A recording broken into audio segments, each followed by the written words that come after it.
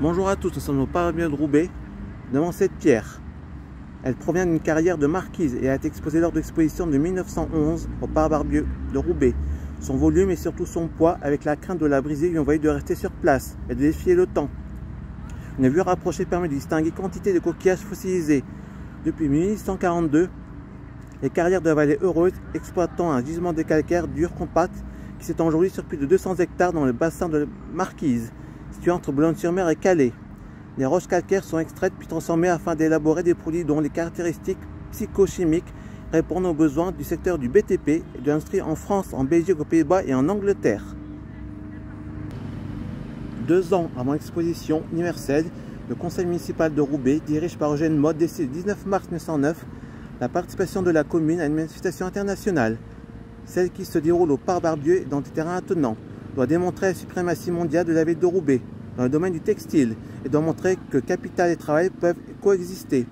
On veut que l'exposition soit régionale, allant au-delà d'une industrie déterminée et présentant un savoir-faire de toute une région, sans exclure les régions étrangères proches. Cette volonté va donner son nom à l'exposition qui doit être celle de toute une région. L'exposition est inaugurée le dimanche 30 avril 1911. L'accès à l'exposition se fait par une porte monumentale au bout du boulevard de Paris, actuel boulevard du Général de Gaulle. Le président de la République, Armand Fallières, accueille en grande pompe civile et militaire. Bien l'honorer de sa présence.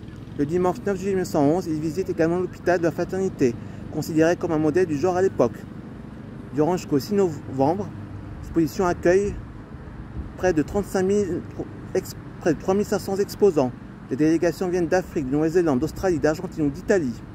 Elle attire entre 800 000 et 1 700 000 visiteurs. Ces personnes sont issues de toute la France, mais aussi de la Belgique voisine, de la Grande-Bretagne.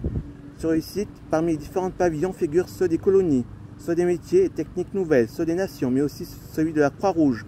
Des attractions. Nombreuses sont destinées à attirer et séduire les visiteurs. Un restaurant français, un village flamand, un autre sénégalais, un Luna Park, par attraction, un casino.